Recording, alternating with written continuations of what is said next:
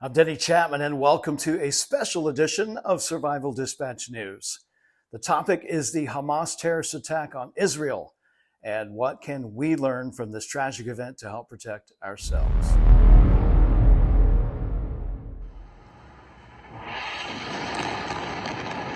Loud explosions continue across Israel and Gaza as fighting between Israeli forces and the Palestinian militant group Hamas intensifies. It is by far the worst day in Israeli history. Hamas launched a surprise attack on Israel Saturday, firing thousands of rockets and sending fighters from the Gaza Strip. Israel responded by officially declaring war and firing retaliatory airstrikes, turning buildings into rubble. Our job is to make sure that at the end of this war, Hamas will no longer have any military capabilities. The death toll is rising on both sides.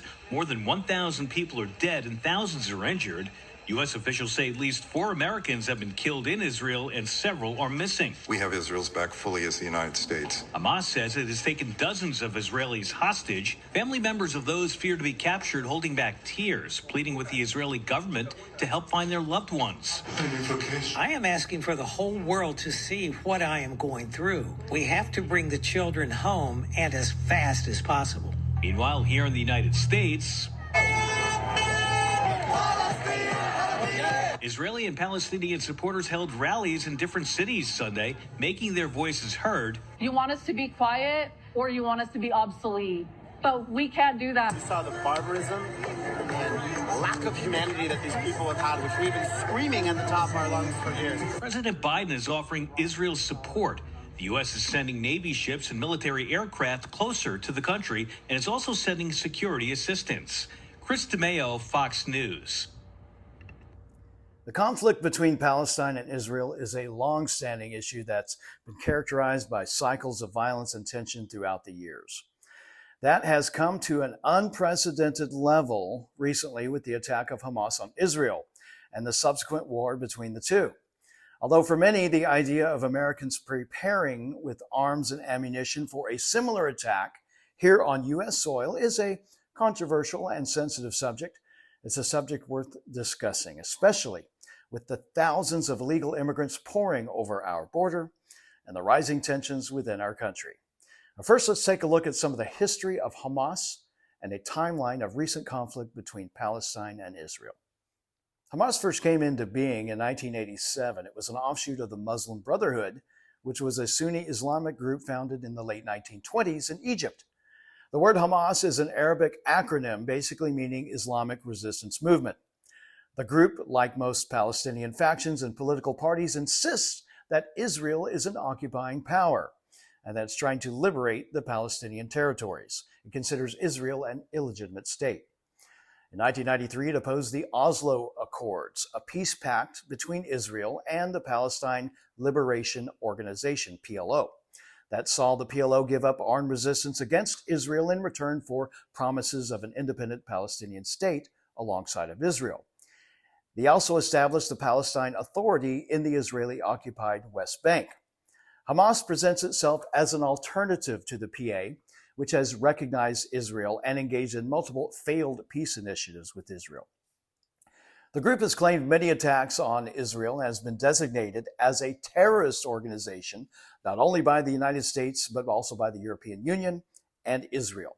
Now, here's a video courtesy of Fox News describing a timeline of recent conflict between Palestine and Israel.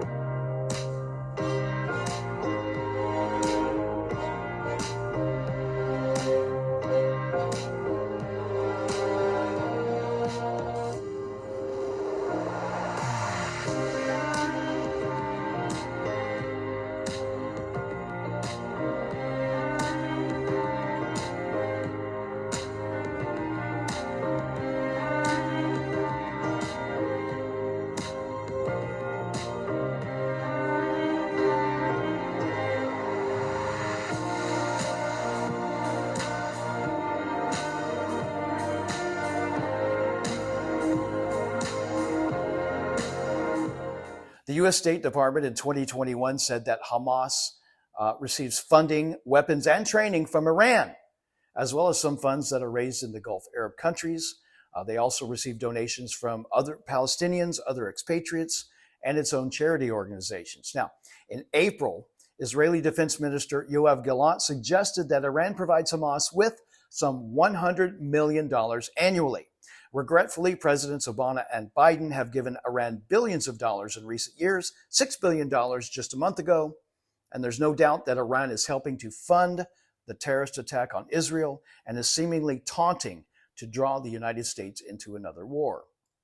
At the time of this video recording, thousands are dead due to the initial Hamas attacks and Israeli retaliation, including up to 11 Americans, with the possibility of Americans being taken hostage, along with Israeli prisoners taken by Hamas in the attack.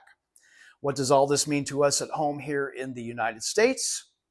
First, let's take a look at the gun laws in Israel and how it may have hindered some Israeli civilian defense against Hamas fighters who continue to murder and kidnap civilians.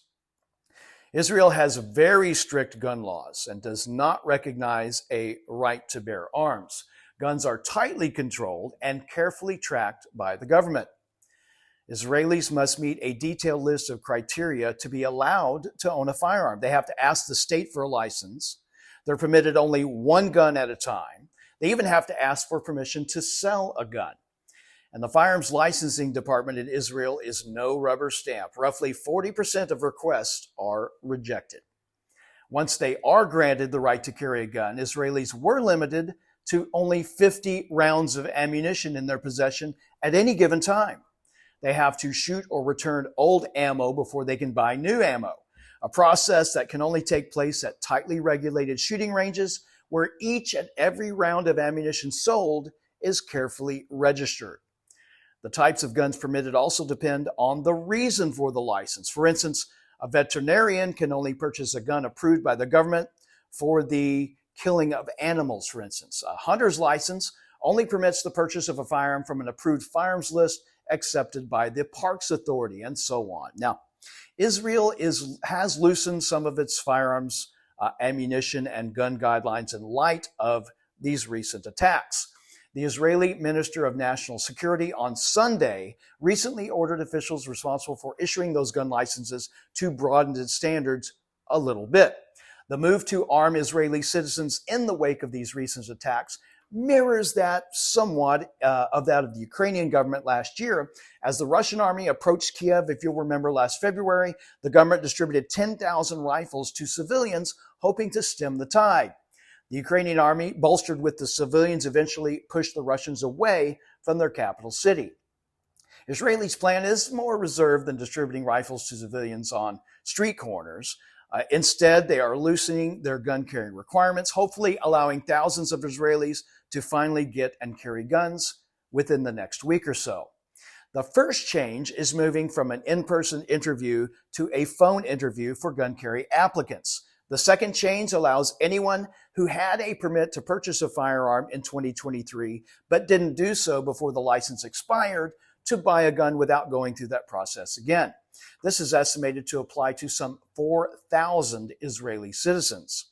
Now, these changes would allow some 1,800 additional citizens to retrieve a gun that they were forced to give up in the last 6 months because the owner didn't get that refresher training or renewal training that was required. Israel also raised the ammunition purchase limit for conditional permits to carry firearms from 50 rounds to 100 rounds. Doesn't sound like much in time of war, does it? If this doesn't open your eyes to what could happen in our country, think about this. Thousands of illegal immigrants continue to pour unchecked and undocumented into the United States. Sleeper cells were reportedly activated by Hamas in Israel in the recent attacks. Could this happen with our enemies here in our country? If more Israeli civilians were armed, could this have allowed them to fight against the Hamas terrorists who murdered and kidnapped them, going house to house? What about the unarmed music festival participants who were murdered by Hamas terrorists who paraglided in heavily armed in a surprise attack? There's no better time for American citizens to be armed and trained to defend ourselves and this country. Stay tuned to the Survival Dispatch News channel here for continued coverage and special content regarding the war between Israel and Hamas. And stay safe, America.